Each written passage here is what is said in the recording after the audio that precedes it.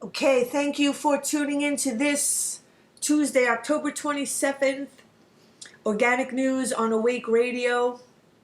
And my first guest is Cynthia Johnson.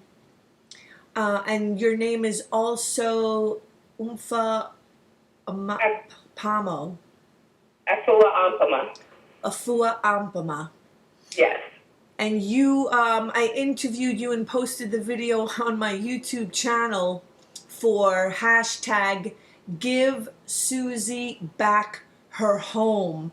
And Susie Johnson is your mom, Yes. who is now 83 years old, 80 years old. 80, yes. And in 1991, moved into her house in Orange, New Jersey. She fell in love with the home and neighborhood, frequently hosting barbecues and spending days sitting on the front porch talking to neighbors. And in 96, after she had been renting the home for 5 years, a representative of Homeside Lending knocked on her door and asked her if she would be interested in purchasing the house. Yes. The predator, I should say. Yes, yes. All of her life, your mom had talked about wanting to accomplish 2 goals, going to college and owning her home. She had already achieved the first goal, and now here was her opportunity to fulfill the second, and took out a mortgage with Homeside Lending and bought the house for $65,000, claiming her own piece of the American dream. So tell us the rest of the story, Cynthia. Well, everything turned out okay in the beginning, and then the madness started. This time, well, I'll get to that in a second, but all of a sudden, the lender started talking about payments missing. They did it the first time. My mother panicked a little because they were threatening then to remove her from the home. She went into a forbearance agreement with them. I spoke to her about that. She said she didn't know what to do. But that time, we got through that. Then a year later, they lost 4 payments, okay, or so they said. And then came the madness. My mom, from the first time they did it, started sending her payments. She was sending them with the receipt and sending them certified. So she had the copies of the receipts and the certified documents. Sent the copies to them. They were ignoring them. And then not long after that, they disappeared. And then we found out that Washington Mutual had taken over for them. What I found out is that Homeside Lending was a part of Washington Mutual all along. Washington Mutual continued on with the same nonsense, and then a year later they said that they found the payments. They sent out a document, and then in the same document, the next paragraph down after they said they found them, they said, and now those payments are due. Copies of the letters were sent in, copies of the receipts and the certified documents were sent in. They still were ignoring them, sent the information over to their attorney, Shapiro and Perez, who are just inflated bill collectors. We found that out later down the road, but they identify themselves as attorneys. We went from there. They went to stage 1, 2, and 3. We stopped it a couple of times. We went to legal services. Legal services attempted to discuss it with them. They were unwilling to even listen at all. And we were told to go down and file Chapter 13 because that would be the only thing that would stop them from doing what they were doing. Did that. My mom was really reluctant to do so because, she had worked all of these years to build up her credit, and her credit was A1, other than this nonsense that they were doing with the payments. Well, next thing I know, Washington Mutual disappeared. We know Washington Mutual went belly up. And another bank, I think it was Bank Boston, then Deutsche Bank, got involved. But they were never on any paperwork showing that they were the servicer at all. Excuse me, I keep going lender, but they were the servicer. and then the entire time, we never knew who the actual lender was, okay? We thought that it had been assigned, but we were novices at purchasing a new home, all right? So nobody thought that you had to dig in and see who the lender was, who did this or did that, because, hey, you're making your payment, you're working towards owning your American dream. The originator of her loan was an Eastwood mortgage bankers, with John Stolarenko being the president, who we found out years after that he had gone to jail for mortgage fraud, went to jail for 10 months and had to pay $5 million in restitution. Yeah. Even though that's all over the court documents, no one paid any attention to it, and just let it keep going like nothing was wrong, like he didn't do anything to Susie Johnson. So we get on down and JP Morgan Chase gets involved. JP Morgan Chase finalized closure. They took it to 1, 2, and even though they lost the copies of these, they do anything with, they wouldn't even, my mother or myself for that matter, they didn't want to hear it. And the lawyers really lying about everything, going into court telling the judges that they were going to sit with us and then not returning calls or using this period. This was a Cynthia, let me call you back because I don't know, you keep going in and out, and right away my thoughts always want to go to, you know, the conspiracy, but let me call you right back, okay? Okay. I mean, it's just kind of unbelievable in the land of technology. I mean, it's not like I'm calling the other side of the world. Cynthia is in, like, New Jersey, and the conversation starts out fine, and then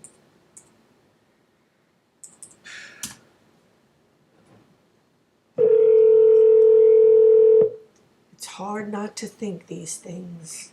Hello? Cynthia? Yes. Okay, so, you know, sorry about that, but I mean, I want you to be heard, and yeah, you were just going in and out. So, I mean, like, clearly you can prove that your mom made these payments as per, like, just looking in her bank account and showing that the payments were sent to these banks for her, you know, for her home. My mother actually paid them with postal money orders or Western Union, and we have all of the original receipts. And exactly, so, I mean, like, you started to really notice that you were dealing with things that were clearly not, you know, on the up and up, and that it was intentional that things were the way they were. Mm-hmm. Well, it came out to be, I mean, we did forensic audits. I've done everything you could think of. I've had all kinds of people review it, lawyers looking over it. It was a scam. But, you know, for JP Morgan Chase to get involved and then to be such a large bank and then to behave so badly, to doctor documents and to send it off. I mean, the lawyers for them, Shapiro, now they're called Shapiro and DiNardo. They went from Shapiro and Shapiro and Perez to Shapiro and Diaz to Shapiro and DiNardo. Had been sanctioned several times by judges and sent to the chief judges for unethical behaviors, including for my mother's case. They even got in trouble with the bankruptcy judge. So for all of this to have gone on and then to be in Chancery Court and the judges to continuously allow them to torture my mother, they were literally bullying her to death. Yeah.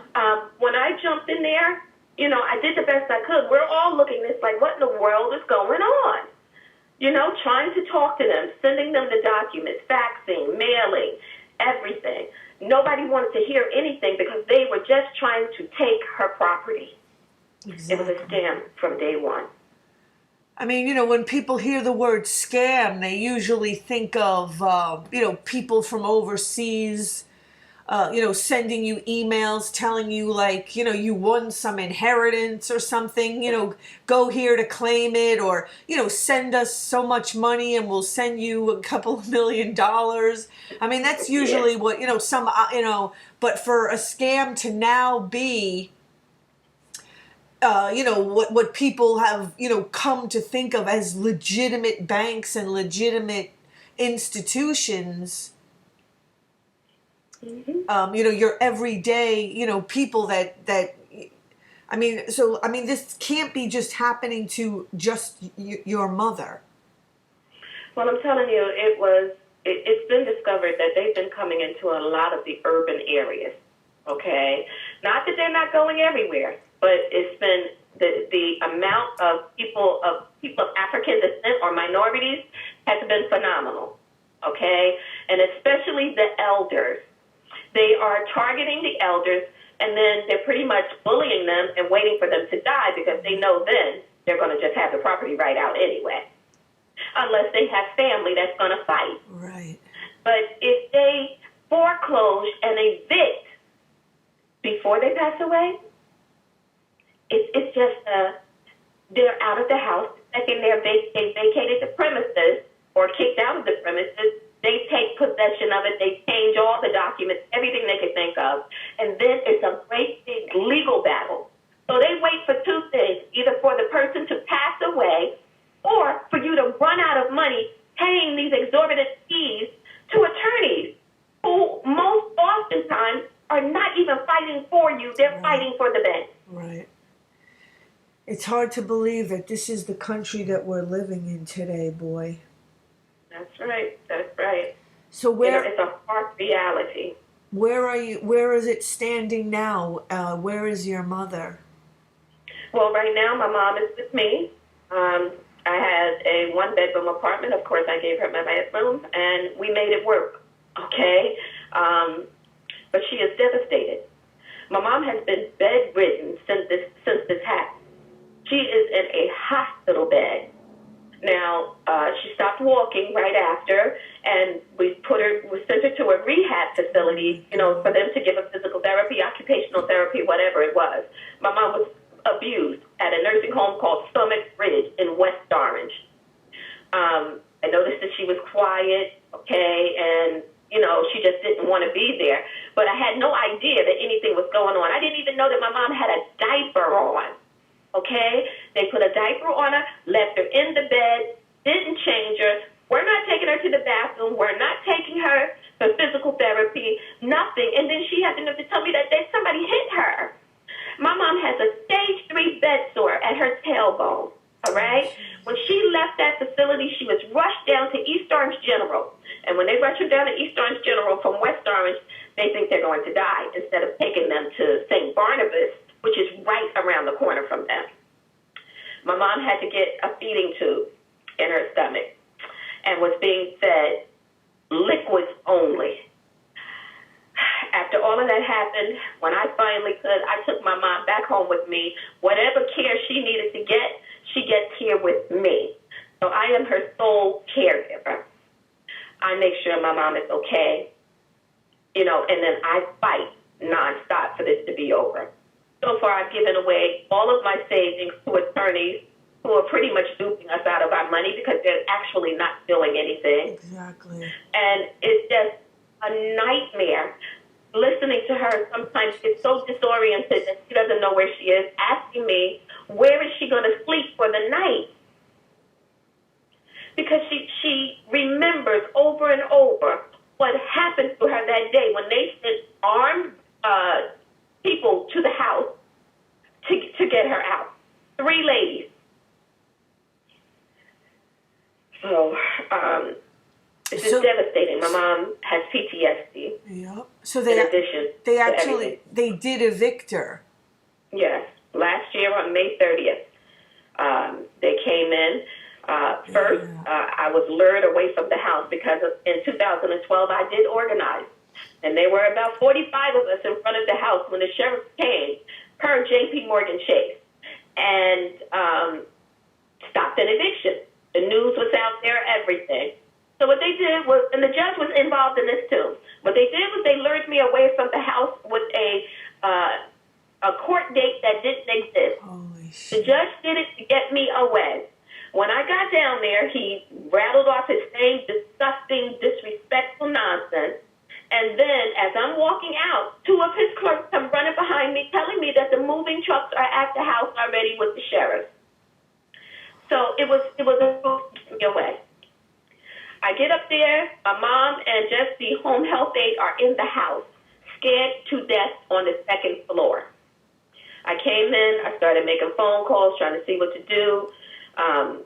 It was just pretty much, it was done. It was over then. I mean, they didn't get in until I opened the door. The sergeant who helped to get me away from the sheriff's office showed up, and the other sheriffs were there and were nasty. And they were there with a company called LPS Asset Recovery, or Express Asset Recovery, with the president, Chris Beck, who is a son of a you-know-what. He sat in front of my house and allowed me to hear him say that he is a self-proclaimed redneck. I asked him, what did he mean by that? And he started getting nasty with me. Oh, only I can call myself that. You know, and so I said to him, don't say that in front of me. They proceeded to break up Auntie, to steal her jewelry, to break the appliances. They stole things. Oh, my God, it was ridiculous. And then to top all of that off, in a couple of days, they came in and moved the cars off the lot. One of them was a custom van that my father owned, who passed away a few years ago. How could it passed on to my mother. And they took the van? Took it to the scrap yard. They didn't even take it to the tow company. They took it straight to the scrap yard, being nasty. Holy moly. They have been trying to kill my mother nonstop.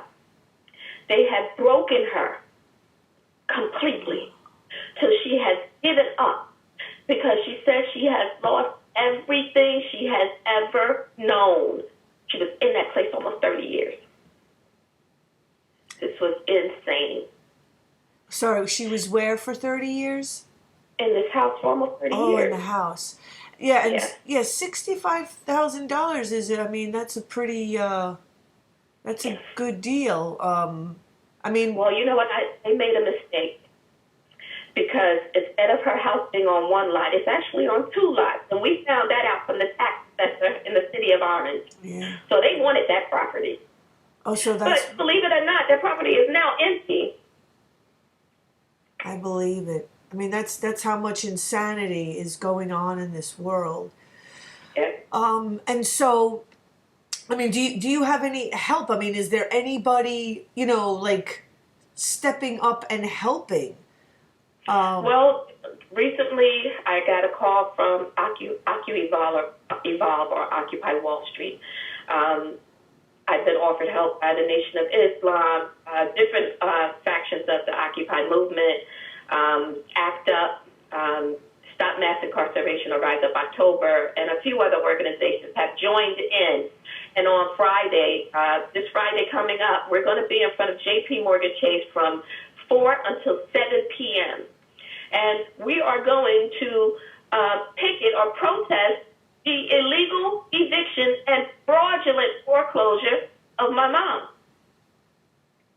Unbelievable. So that's what's going to happen. I mean, it's like it's time for them to make a move. They have apologized for my mom being sick because of this.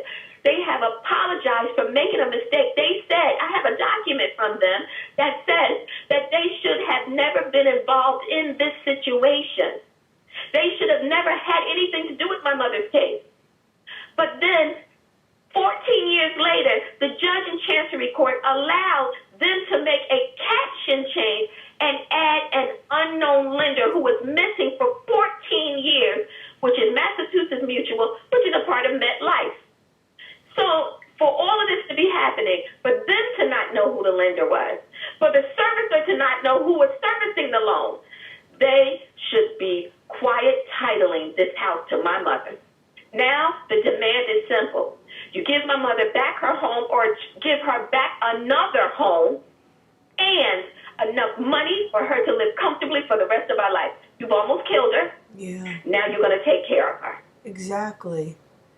I'm just trying to figure out, with all the corruption that goes on in this world, I mean, like, where is the help? I mean, where are, the people to step up?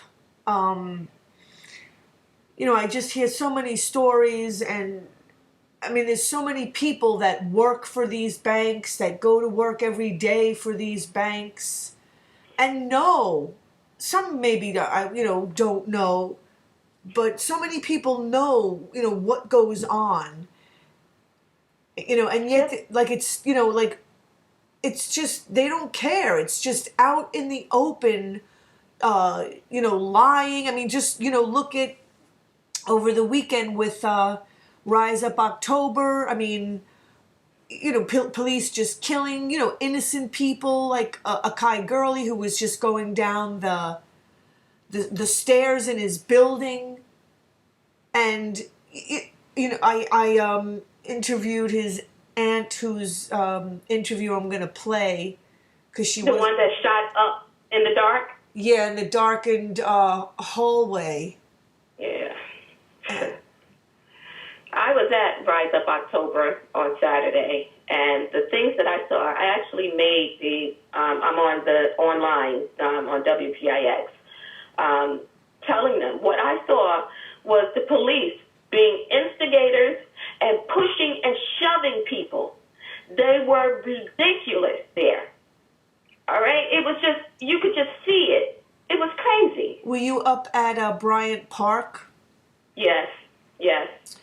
I actually was walking, but was right at the corner of 42nd and 6th. And all of a sudden, a bunch of them came over and started pulling over the barricades and telling everybody to get up on the sidewalk. Now, there was about 4,000 people out there. How are you going to get everybody up on the sidewalk? All right? So they started pushing and shoving. They shoved one young lady almost completely over. So they stopped right in front of me. All I did was I put my hands up in the air, all right, because they were facing, then all of a sudden, and the cops don't ask questions. They don't see how they can make peace. I thought they were peace officers, but no, they weren't. They never act like peace officers. They act like they follow the leader, like sheep. So you see one come over and carry it on. They don't do anything except run over and just follow suit, all right? That didn't have to be or get to the point that it got to then. I actually stepped back away from it because there were about 10 cops that moved over in front of me, facing me. I guess they thought I was going to try to push through. No, I did not do it. All right? And then the ones that were behind me, they were pushing and shoving in front of me that were behind them. They were pushing and shoving them. I just couldn't believe it. They almost knocked one young lady over. And she was upset. So then I'm hearing about all of the arrests and everything and how they were hurting people and things like that. It was just crazy. Yeah. I mean, and there were more cops over there. I mean, I got over there before I kind of broke away from them a while back. I went to go to the restroom. And they had it blocked 3 blocks each way away from Bryant Park. Streets closed off. All right, and the cops were were all the way around the perimeter of the park and had barricades up, which I thought were illegal. But they had it up. It was ridiculous, absolutely ridiculous. The protests weren't making the trouble. The cops were agitating. Exactly. I mean, it's, I want to repeat things over and over and over again, to drive the point home that, I mean, it's out in the open. They are no longer hiding it. I don't know why it seems like a lot of people still don't get, how corrupt this system is. I mean, it's, just because things didn't happen to them, it doesn't matter. I mean, it's just get more and more out in the open. And it's happening to a lot of people. I mean, it doesn't need to happen to everyone, for people to step up. And so people can, there's a petition, you have petitions for people to sign to help your mom get her home back. Yes, I actually have several up. The one on the Occupy site, yes, it has about 6,700, almost 7,000 signatures on it. But there is one that's on the Care 2 site, and it's JP Morgan Chase, Wells Fargo HUD, and Massachusetts Mutual Give Susie back her home. And, anybody that, I would ask that everyone please go to it and sign the petition. All of these signatures do help, believe it or not. They actually do help. And we need this. We need the support. If you're in the area of New York, we will be at 270 Park Avenue, about 6 minutes outside of Grand Central Station, and we will be shutting Park Avenue down. And it's all about and that's JP Morgan this Chase Friday. doing what's right. Yeah, this Friday. This Friday the 30th, the day before Halloween. So, the day before Halloween on the 30th, from 4 to 7 p.m. I am going to have my mom out there briefly in her wheelchair. Hopefully she'll feel well enough to do this. The transportation is going to be bringing her over there in her wheelchair, and as soon as the press conference is over, which we will do about 4 o'clock, we're going to send her right back home, all right? And we're going to continue with the protest. I really don't want her even in the vicinity of these crazy people. I think that they are insane. Jamie Dimon does not need a penny from anybody. He used his money and rented out Buckingham Palace for a party.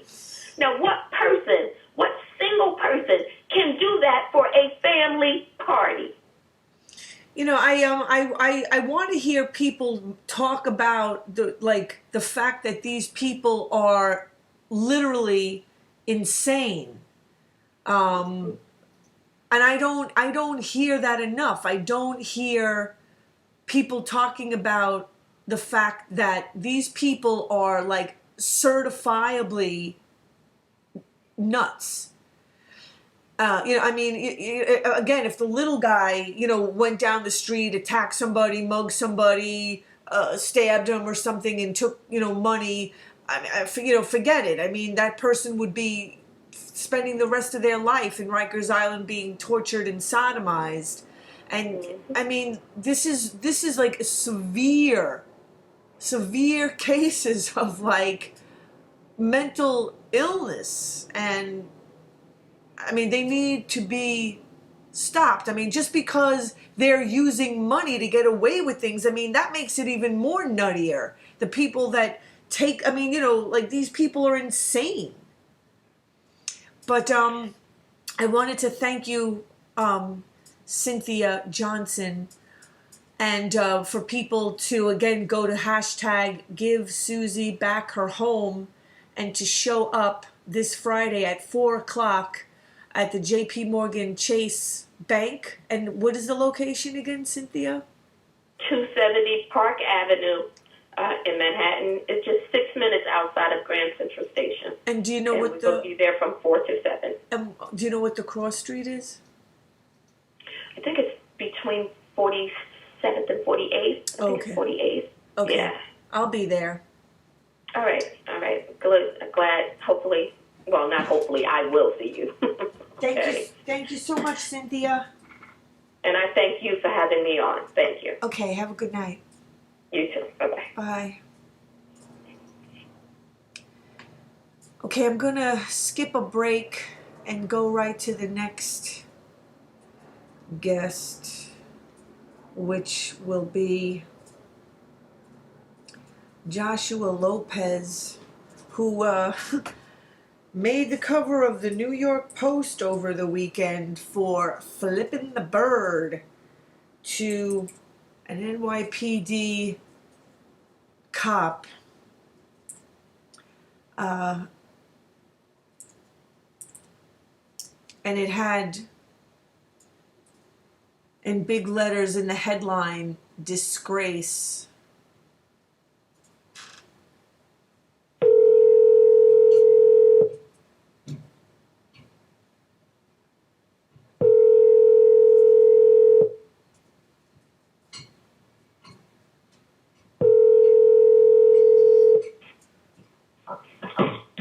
Hello? Joshua, Yes. welcome to Organic News on Awake Radio. Thank you. Thank you for having me. It's a pleasure to be on it. Thank you for having me, Kat. So let's just, get right to it. So you were part of Rise Up October to stand up against police brutality and police murdering innocent people with impunity because you had a uncle, John Collado, killed by NYPD for trying to help break a fight up. Can you talk about that? Yes, that's correct, Kat. And yes, I can talk about it. And my uncle's name was John Collado. He was murdered in September 6th of 2011. He heard the cries for somebody screaming for help. So as he goes to see who's the one screaming for help, he recognizes the young man who was screaming for help. And as he goes and tries to help him, he grabs the undercover officer who never identified his name, who never identified himself as a police officer, and his name is James Connolly. And this police officer was on top of the individual, and my uncle grabbed him by the shoulder to get him off his neighbor. And as my uncle grabbed him and got him off his neighbor, the police officer just turned around and shot him in the stomach one time and murdered him.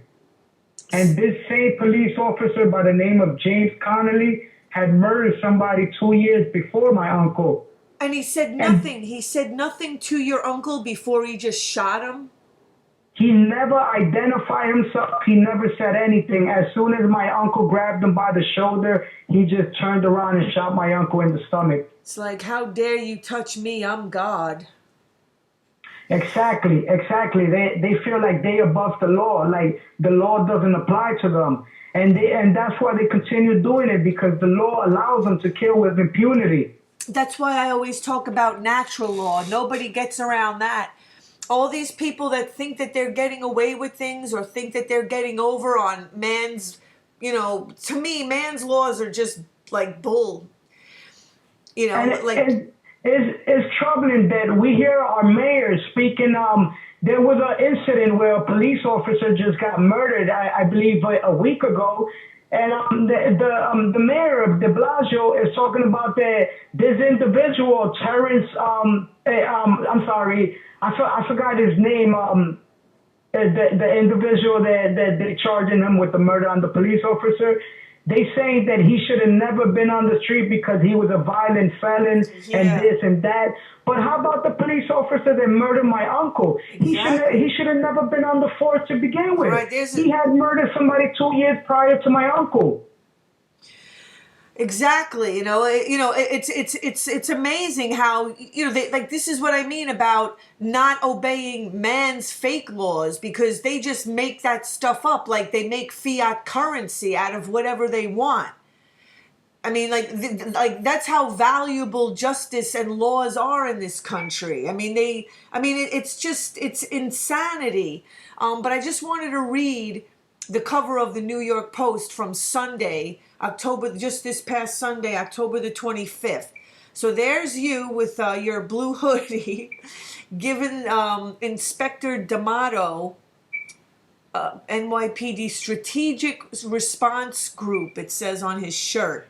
You're flipping him the bird, and it reads, same week a cop is killed, protesters FU to the NYPD, and then big letters at the bottom it says disgrace. So right, like trying to imply that because a cop got killed, it's a disgrace for someone like you, a cop who murdered someone before and then murdered your uncle, and you have every right to be and deserve justice. And flipping a cop the bird is almost like, the least, you can be able to get away with. But not according to the New York Post, it seems. And Kat, you know what? You're the first person right now I'm gonna reveal to why in particular did I flip the bird to that police officer. He made a very disturbing comment. Right. And that comment that he made was it, don't you people get tired of marching and protesting? Sure.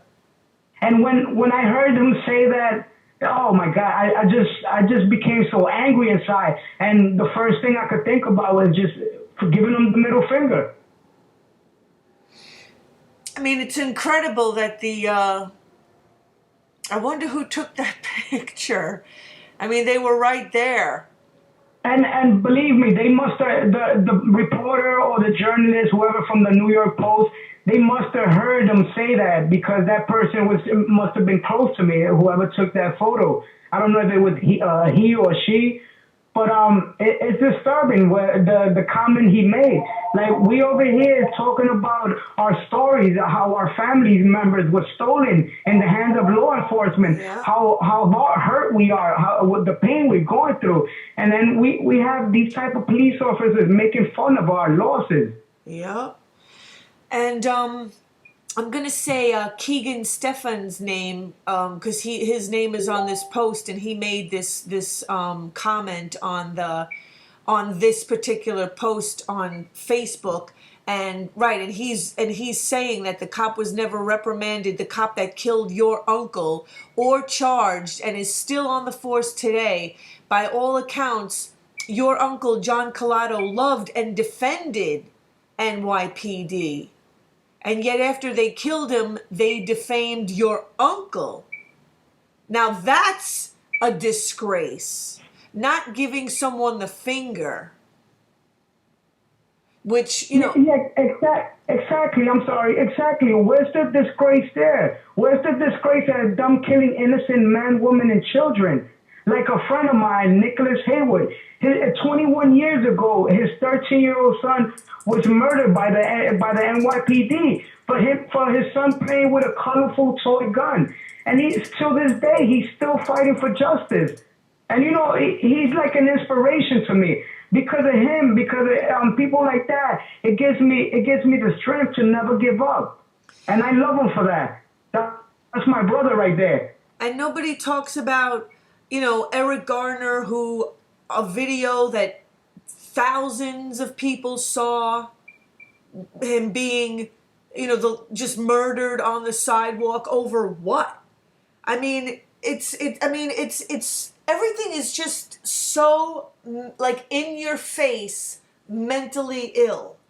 And it's like nobody is, I mean, we have a serious psychological, like mental health crisis on our hands that I feel like no one is addressing. I mean, this is just terrifying. It is. A lot of women of color and a lot of Latino women are scared to have boys when they give birth because they're afraid of the NYPD or police, not only the NYPD, but police in every state, taking our life away, taking our men, women, and children away. People are afraid. People are afraid of law enforcement. And that's why I'm saying we have to stand up for this. We have to stand up and fight for a better world, a decent world where everybody have a chance in life. And so, I'm just going to refer to the other PNACnews.com, you know, that kind of like took that New York Post cover and actually turned it into the truth that reads, cops with a history of abuses antagonize families of people killed by NYPD. And then in the big letters at the bottom, disgrace.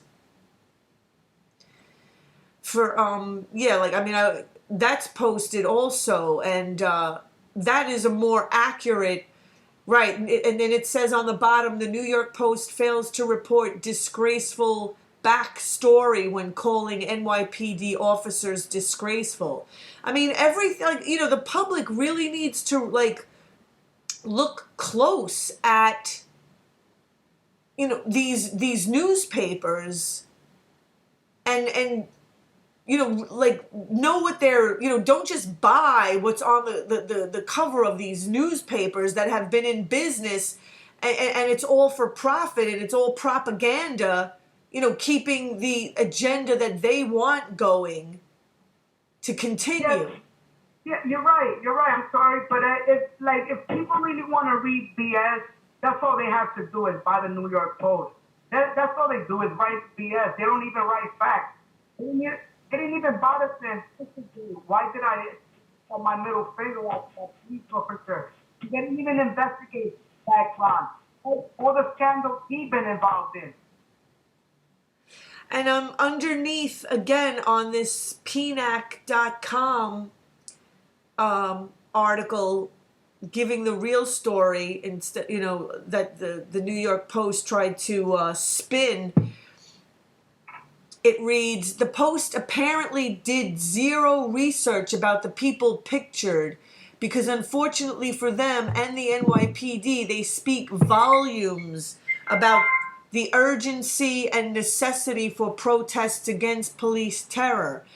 The man, right, and then it tells your story. The man giving the police the finger, which is well established First Amendment protected free speech, is you, Joshua Lopez, the nephew of John Collado, the unarmed man who was shot and killed by an undercover NYPD cop in 2011 when Collado attempted to break up a fight in front of his house between the undercover cop named James Connolly and another man. And it's got the picture of James Connolly, and it says has killed 2 men since 2009. But of course, in their made-up, fictitious, man-made laws, he has been cleared of both incidences. I mean, it's like enough money and power, and you can just, make up your own reality. Exactly. And you know what? They have the powers to be to back them up. And also the media. The media plays a big role. Mainstream media. I want to, because you're not coming in so well. So the same thing happened with with my previous guest. So I'm gonna call you back because you were coming in good and now you're not. Okay. Thank you. Call me back. I'll call you right back, Joshua. Okay. Bye.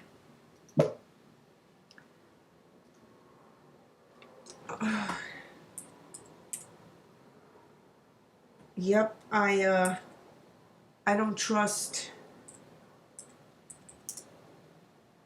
anyone. I mean, I wouldn't put it past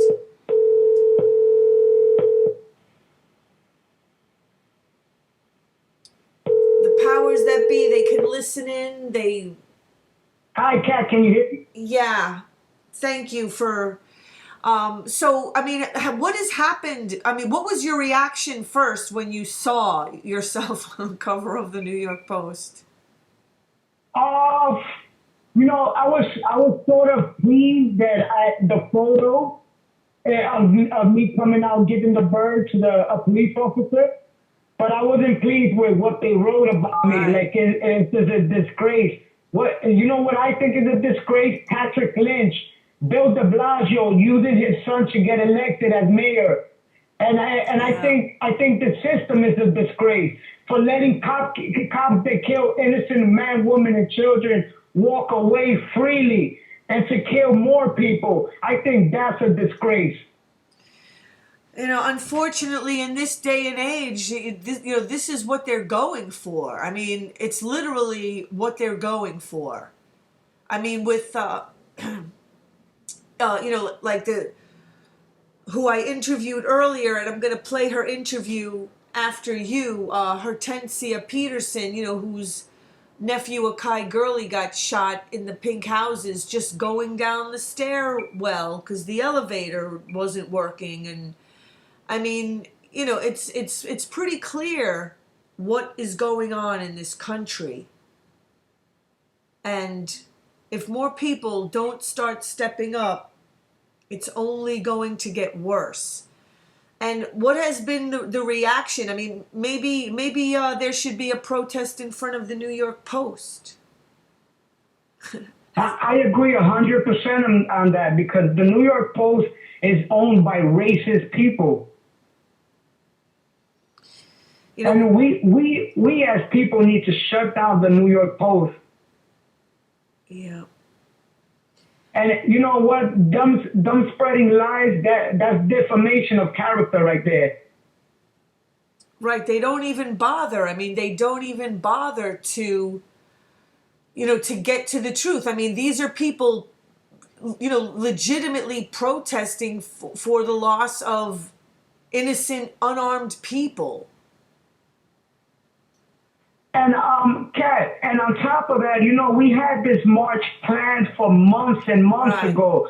So now we're supposed to stop talking about our family members' stories, what happened to them, and we're supposed to stop asking for justice just because one police officer got killed. You know what? They're killing civilians every single day, if not one, two. Nationwide, all they have to do is look at the numbers, look at the statistics. Black and Latino children, men and women being murdered in the hands of law enforcement. Yep. What do we have to do to stop this? Yep. The protecting and serving has turned into, I got to meet my quota. Whatever I got to do to meet my quota. Whatever, it's literally for-profit policing, for-profit prison. The judicial system is for profit. The supposed healthcare system is for profit. It's all a business. War is for profit. I mean that's it. As long as this system continues, everyone is going to be forced to either get sucked up in it and killed, or go along with it and be a part of the murdering system, which there's a lot of people that's exactly what they're going to do. Exactly, and you know what? That's why we go around challenging people. Which side are they on? Because this is gonna hit everybody's home, unfortunately. No, and this is what we're fighting to stop. We don't want it to hit no one else's home. It's been hitting too many of our people. And we're saying no more to this. It's unbelievable. I mean, it's out of control. And I mean, what are people going to do? I mean, just before you came on, I had Cynthia Johnson talking about her mother, give Susie back her home. And I mean, it's so clear that capitalism is at its end. It's literally like run aground. And even though the signs of that don't get any clearer, the people that they don't, they don't want to let go of it. They want to keep it going. People, they profit off of debt and the selling of debt and the killing of people and the imprisoning of people. And I have people asking me, why are you not fighting for the black on black crime, or Latino on Latino crime, like things like that? But I tell them, you know what? When I'm in marches protesting against police brutality, I'm also talking about unity. I'm talking about love. I'm talking about how people should love each other and should unite. Yeah. In the name of democracy, we must unite. So again, to continue, just to finish with the PNACnews.com, in quotes, it says, the cops who responded, talking about your uncle, described him as barely conscious. Deputy Police Commissioner Paul Brown said of the cop who fired, he was nearly choked out and his limbs were numb? That's completely false. And you know what? This video out there to prove all that is a lie. There was a video in front of the building where my uncle was murdered. It captured everything on video, and it showed that my uncle never choked the police officer. Right, it says the Daily News reported that on September the 7th of 2011. It says 2 days later, the Daily News reported Collato's family obtained a surveillance video they say shows he was not choking the detective. That video has not been made public because a federal lawsuit filed by Collato's family against the NYPD is still pending. However, that's 100% correct. And so, like, where does it stand now, Joshua, as far as getting justice for your family, for your uncle? Well, right now, my uncle's widow is fighting a federal lawsuit against him. But in my eyes, in my opinion, I want this killer cop in jail. And until I see this killer cop in a cage, I am not gonna stop. I'm gonna be in the streets all the time, and I'm gonna talk about his story, what really happened to him, not what the media reported, the lies that they said about him. And they reported another lie that my uncle was a professional wrestler, which was a lie. Where do they get this stuff? This is what I mean. Like, they just make up whatever nonsense they want. It also says that your uncle's niece, who was a trained nurse, tried to help her uncle, but the police beat her and arrested her.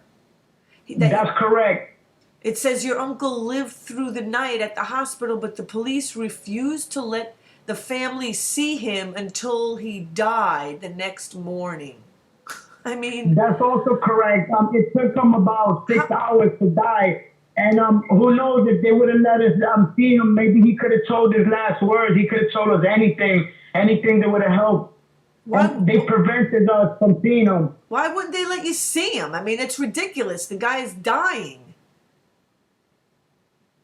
That, unfortunately, that's part of the cover-up for the murder that they committed.